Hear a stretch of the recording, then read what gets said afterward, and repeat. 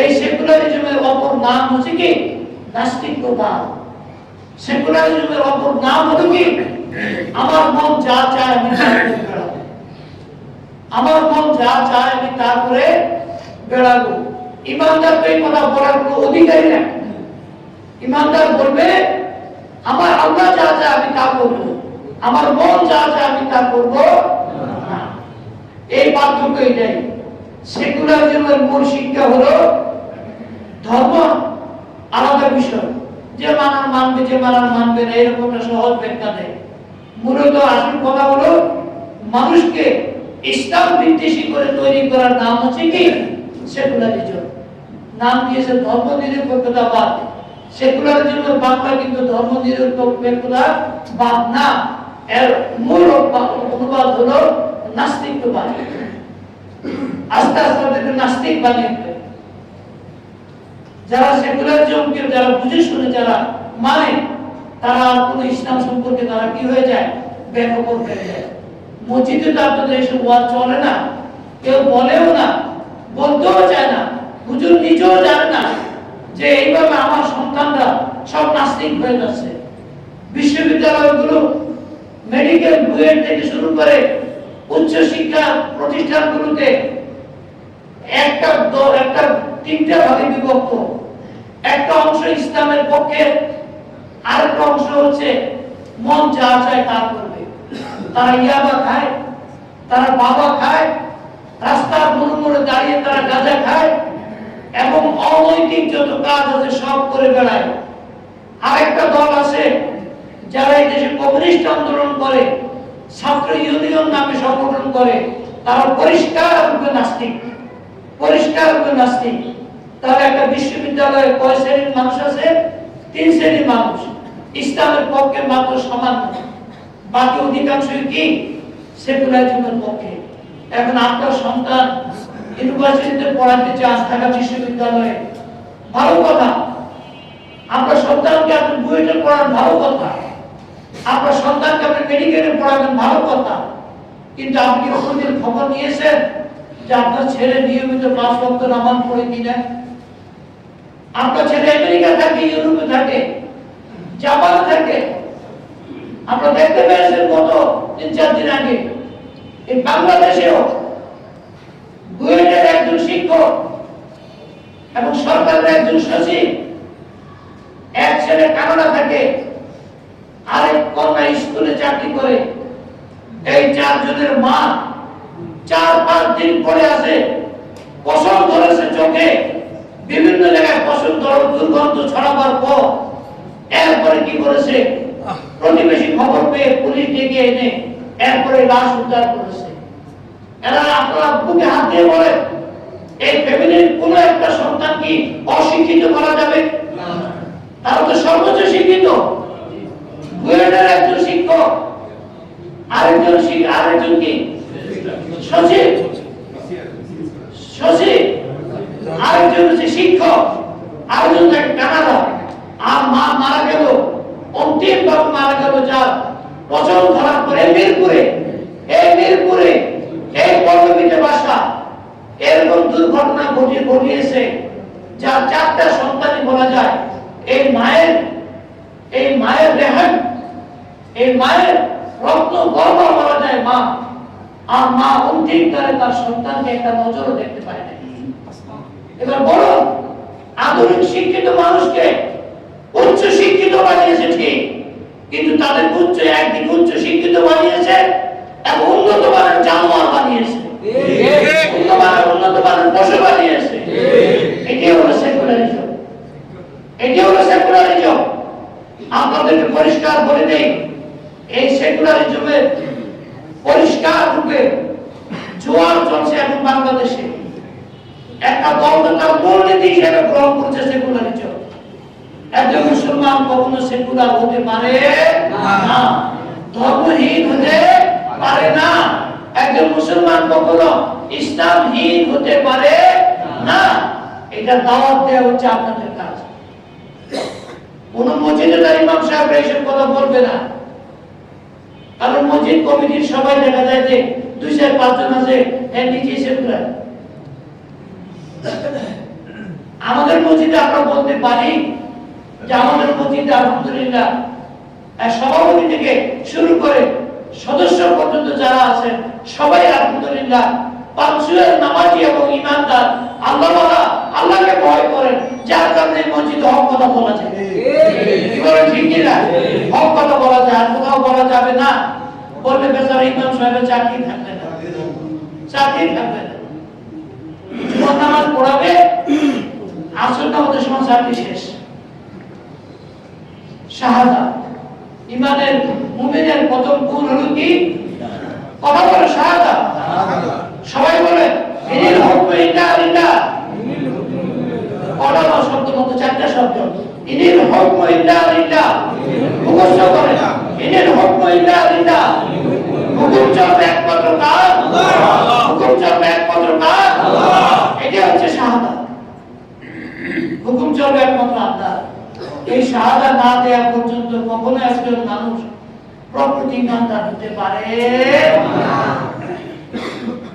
বলেন তো, বলেন আপনার তো, আমার ইয়ে ভাই বলেন, আয়াতটা বলেন, এই ছোট আয়াতটা, ইনিল হুকমু ইল্লা লিল্লাহ।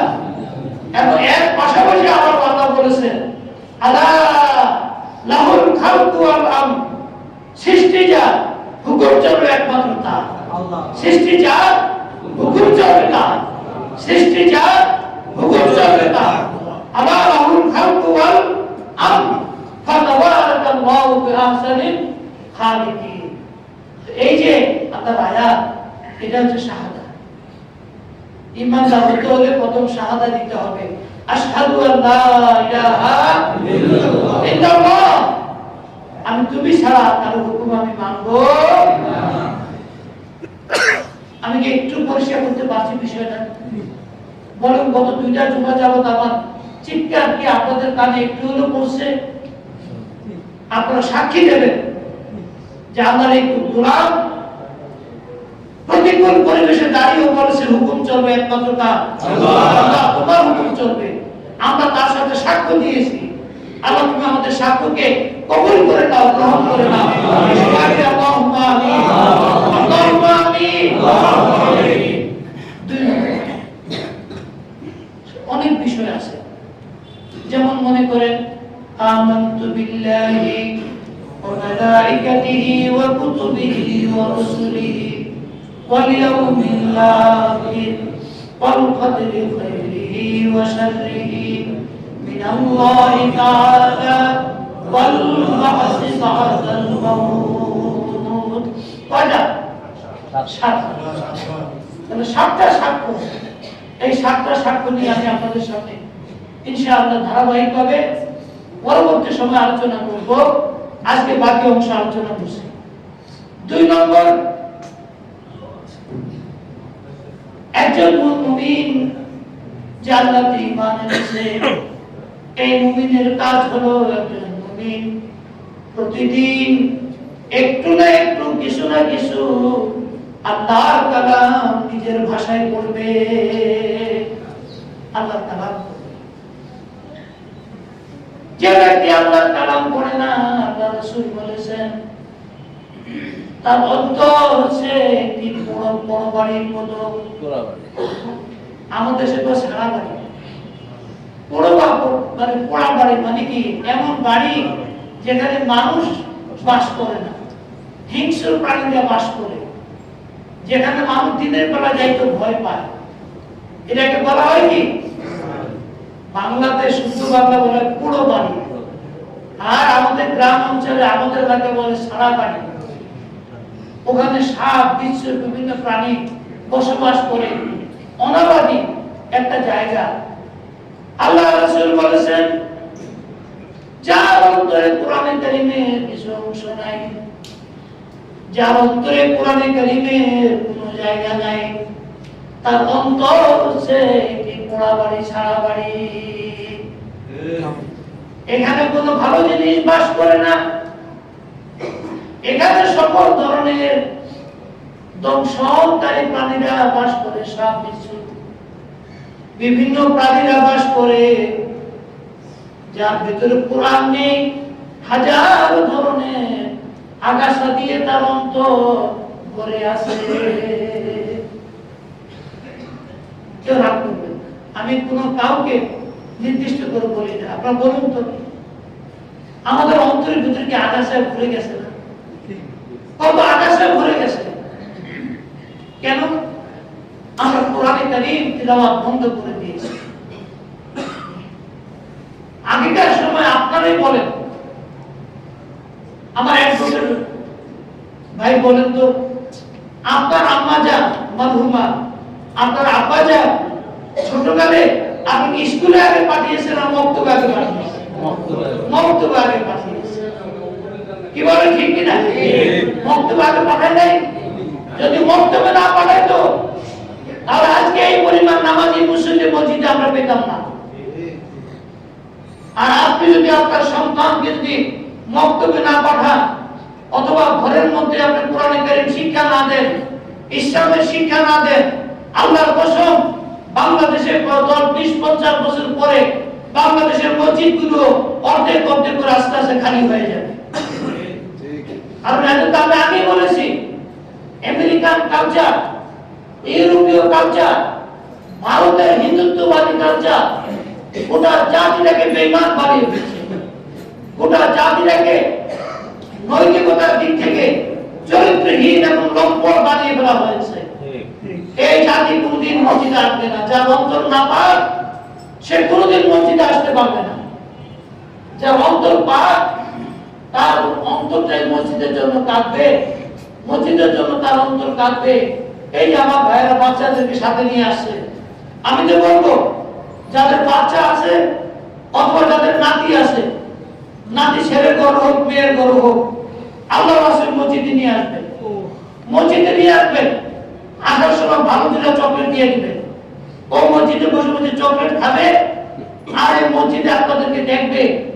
ওর মনেও এক সময় আল্লাহর ঘর মসজিদে আসার জন্য প্রত্যেক জুমার দিন ও অপেক্ষা করতে থাকবে যে আমি মসজিদে যেতে চাই। কি বলে, ঠিক কিনা? আপনি আশ্চর্য হবেন, আমার তো সময় নেই, বলতে পারি না। আমার কাছে যে তথ্য আছে, ইউরোপে আমেরিকাতে এখন খ্রিস্টানরা কেউ এখন আর কোনো তাদের সেই গির্জার কাছে তারা কেউ যায় না। ওই একান্ত বুড়া বুড়ি কবরে যাওয়ার পথে যারা এইরকম কিছু হলে শনিবার রোববার গির্জার কাছে যায়।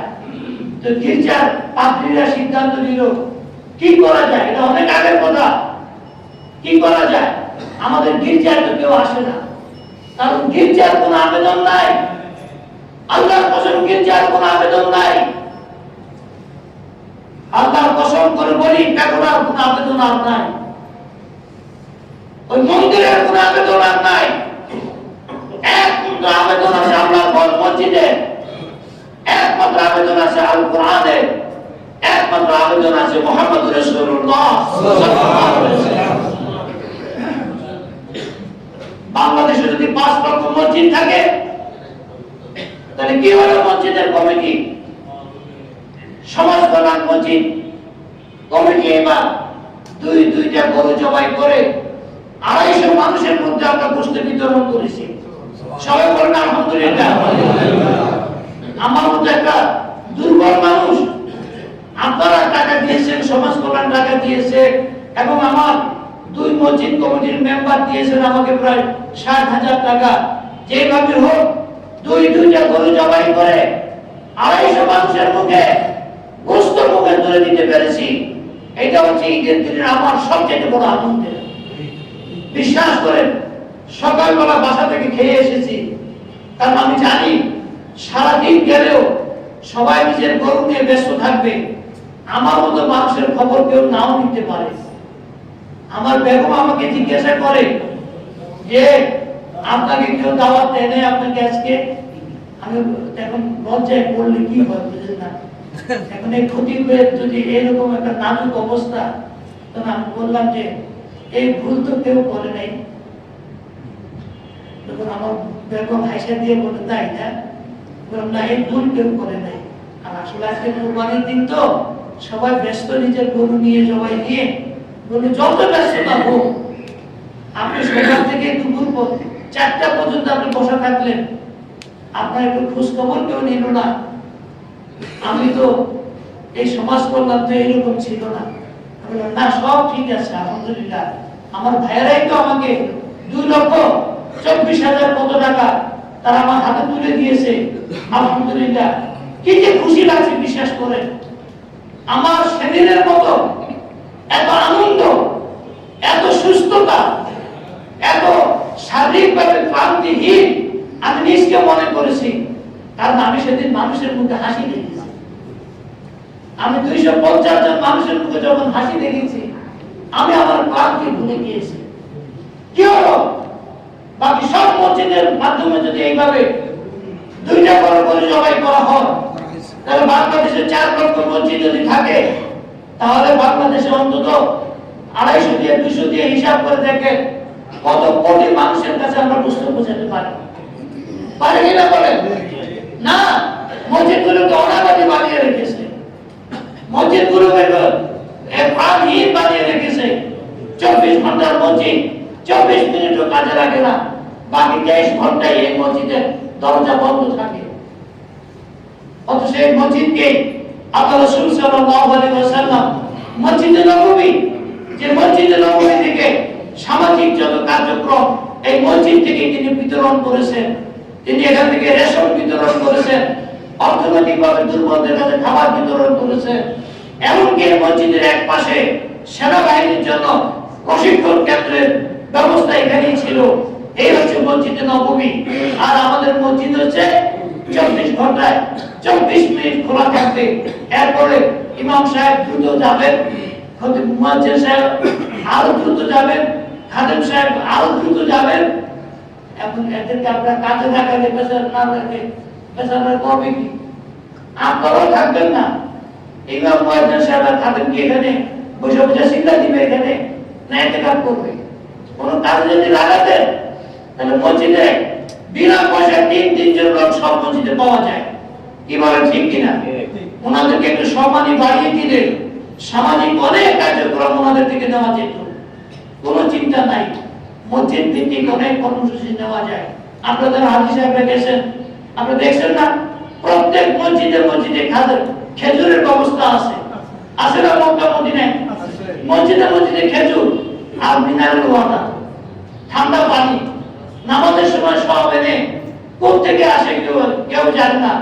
যে দিয়েছে সেও এটা প্রকাশ করে না। সবাই 2-4টা খেজুর খায়, একটু পানি খায়, এরপর নামাজ পড়তে যায়। দোকানপাট বন্ধ হয়ে যায়, আফসা বন্ধ হয়ে যায়। আমরা তো এগুলো করতে পারতাম, কি বলেন, ঠিক কিনা? তো আলহামদুলিল্লাহ সমাজ কল্যাণ মসজিদে আমার কিছু ভাই তৈরি হয়েছেন। আমি প্রায় দেখি গেটে যারা দাঁড়িয়ে থাকেন তাদের কাছে দেখি খাবারের প্যাকেট পাওয়া যায়, খাবারের প্যাকেট বিতরণ করা হয়। আমি দোয়া করি, আমার কাছে নামের কথা বলা দরকার নাই, নাম প্রকাশ করার দরকার নাই। ওই অভাবী নিরন্ন ক্ষুধার্ত মানুষকে খাদ্য খাবার দেওয়ার চাইতে অনেক এর চাইতে বড় উত্তম নম্বর আমরা কিছু হতে পারে না। আল্লাহ রাসূল বলেছেন, আতিমুত তাআম, তোমরা ক্ষুধার্ত মানুষকে খাদ্য দাও, তোমরা ক্ষুধার্ত মানুষকে কি দাও? খাদ্য দাও। আমি আপনাদেরকে এই আমলগুলোকে বাস্তব জীবনে করে মসজিদগুলোকে আবাদ করার আহ্বান জানাবো। এভাবে মসজিদগুলো আবাদ হবে, মসজিদগুলো যুবকেরা আসবে, তরুণেরা আসবে, আর না এই মসজিদ একদিন খালি হয়ে যাবে। আমেরিকাতে একসময় বহু মসজিদ ছিল, আজকে মসজিদে কোনো নামাজি নাই। বহু মসজিদ কি হয়ে গেছে? বেকার হয়ে গেছে, পরিত্যক্ত হয়ে গেছে। ইউরোপ বললাম না, প্রায় 60% যুবক, যে যুবকেরা 30 বছর বা কাছাকাছি বয়স, যারা নাস্তিক হয়ে যাচ্ছে সেকুলারিজমের নামে। নাস্তিকের অবদান কি? তারা বলে কি? আল্লাহ কোরআনে কারীমে তাদের কথা বলেছেন, আবার আইতা মানি তাকাযা ইলাহু হাওয়া। তারা হাওয়া, মন যা চায় তা করে বেড়াবে। এটাকে বলা হয়েছে কি? নাস্তিকবাদ। আমার মন চাইছে আমি ঘন্টার পর ঘন্টা এখন মোবাইল টিপব, আমার মন চাইছে ঘন্টার পর ঘন্টা আমি কি করব? বিভিন্ন ধরনের মিডিয়ার সামনে বসে থাকবো। আমার মন চাইছে আমি এখন মদ এবং মাদক জিনিস সেবন করে হুইস্কি, তাদের দেশে তো আরো বহু নামের মাদক দ্রব্য পাওয়া যায়। এগুলো খেয়ে আজকে আমি সারাদিন ঘুমাবো। আমার মন চাইছে আজকে আমি কি করব? আজকে আর কারো খবর নেব না। বিশ্বাস করে এই চরিত্রের সন্তানরা কোনদিন বাবা মার খোঁজ খবর নিতে পারে না। ওই যে পল্লবীর কথা বললাম, এটা একটা সিগন্যাল, এটা একটা উদাহরণ। ইউনিভার্সিটির টিচার এবং সরকারি প্রশাসনের সচিব, স্কুলের শিক্ষিকা, আরেকজন কানাডা থাকে সন্তান, তারা তাদের মাকে এমন ভাবে রেখে দিয়েছে, মরে 4-5 দিন পর্যন্ত বিছানায় পড়ে আছে, গলে দুর্গন্ধ বের হয়েছে। এরপরে তারা কি করেছে? খবর দেওয়া হওয়ার পর তারা সেখানে এসেছে। আমি বলবো আল্লাহর কসম, এই 4টা সন্তান একটা কোনো আল্লাহওয়ালা সন্তান হতে পারে না, একটা কোনো নেককার সন্তান হতে পারে না। একটা সন্তান তো আল্লাহর ভয় তথা পরকালের ভয়, অন্তত ইসলামের প্রতি ভালোবাসা, এটা তার বাবা মা তাদেরকে তৈরি করে দিতে পারে নাই। যার কারণে পরিণতিতে নিজের বিছানায় বসে বসে বসে গলে গলে মারা গেছে। আমি বলবো এমন শিক্ষিত হওয়া চাইতে ওই গ্রামের অজপড়া গায়ের একজন সাধারণ কৃষক, শ্রমিক, সাধারণ মানুষ, আপনি দেখবেন যত বৃদ্ধাশ্রম আছে, সব বৃদ্ধাশ্রমের ভিতরে সব শিক্ষিত লোকের মা বাবাদেরকে সব ওখানে আশ্রয় নেয়। কিন্তু কোন গরিব মানুষ, কোন রিক্সাওয়ালা, কোন ঠেলা গাড়িওয়ালা তাদের বাবা মাকে কখনো কি করে না, বৃদ্ধাশ্রমে দেয় না। বলে যে আমি যা খাবো আমার বাবা মা তাই খাবে, আমার বাবা মাকে আমি কখনো বৃদ্ধাশ্রমে দিতে পারি না। তাহলে কোন সন্তানটা ভালো? ওই রিক্সাওয়ালা সন্তানটা আল্লাহর কাছে অনেক বেশি প্রিয়। ওই ঠেলা গাড়িওয়ালা, ওই সাধারণ খেটে খাওয়া এই মানুষটা অনেক বেশি দামি, যে তার বাবা মাকে কি করেছে? বৃদ্ধাশ্রমে পাঠিয়ে দিয়েছে। আপনার বৃদ্ধাশ্রমে মাঝে মাঝে যাবেন, গেলে চোখের পানি রাখতে পারবেন না। তাদের দুঃখের কথা শুনলে, তাদের অনেকের পিতা মাতা সন্তানদের শিক্ষিত, কিন্তু বাবা মা কোনো খোঁজ খবর নেয় না। বিয়ে করার পর এগুলো সবগুলো বয়ের গোলাম হয়ে গেছে। বয়ের গোলাম, বেগমের গোলাম। বেগম বলছে তোমার বাবা মায়ের অত্যাচার আমি সইতে পারি না, আমার ঘরে যদি সংসার করতে হয় আমার সাথে, তাহলে বাবা মাকে বৃদ্ধাশ্রমে দিয়ে আসো। আর ছাগলটা কি করছে? বউয়ের কথায় কি করছে? বাবা মাকে বৃদ্ধাশ্রমে নিয়ে গেছে। এমন ছাগল মার্কা মুসলমান আল্লাহরও দরকার নাই, আমাদের কোনো দরকার নেই। কি বলেন ঠিক কিনা? এরকম মুসলমান আমাদের দরকার নাই। আমরা ওই মুসলমান হিসেবে থাকতে চাই যে শেষ মুহূর্ত পর্যন্ত আমি আমার বাবা মায়ের সেবা করে আমি অন্তিম বিদায়টা যেন আমার কাছেই হয়, আমার কোলেই হয়, আমার বুকের উপরেই যেন আমার বাবা মায়ের অন্তিম বিদায়টা হয়। এমন ন্যায় সন্তান তৈরি করতে আপনারা রাজি আছেন? ইনশাআল্লাহ।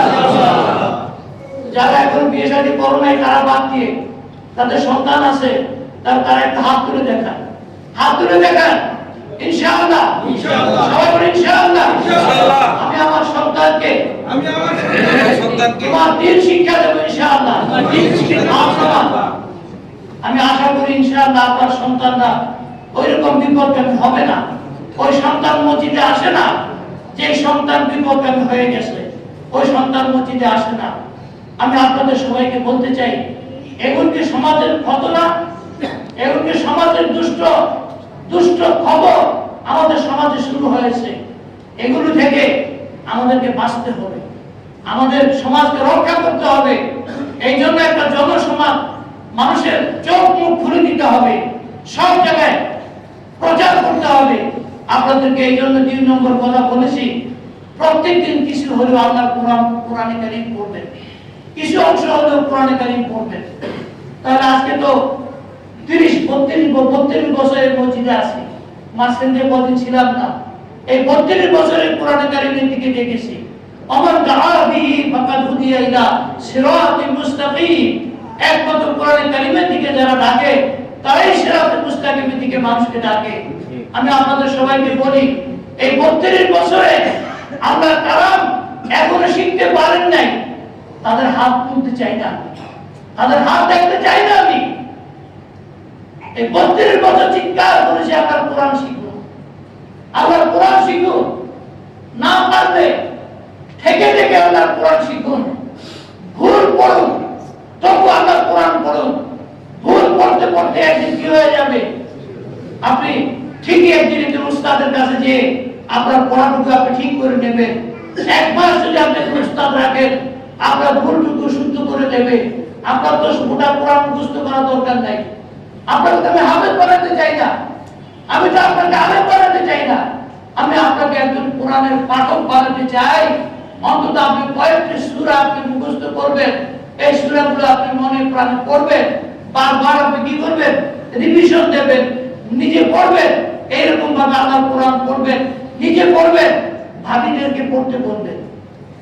আমার ভাবিরা যারা এখন আপনাদের ঘরে আসে, এরা নিশ্চয়ই কোনোদিন কোরআন কারীম না শিখে আপনার ঘরে আসে নাই।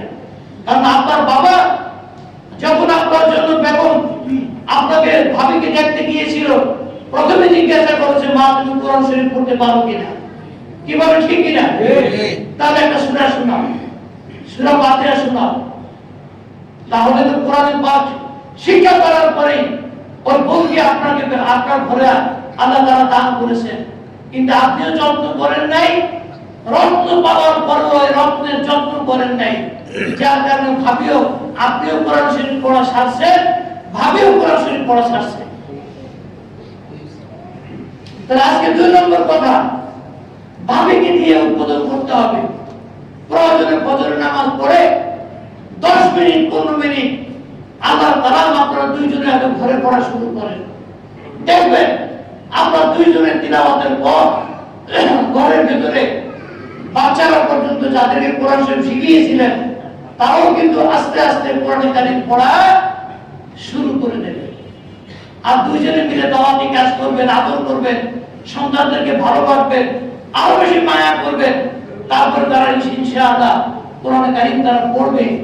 আর না বিশ্বাস করুন, এই কোরআন কারীম হাতে নিয়ে বলছি, আগামী আর 20, 25, 30 বছর পরে বাংলাদেশের মসজিদগুলো খালি হয়ে যাবে।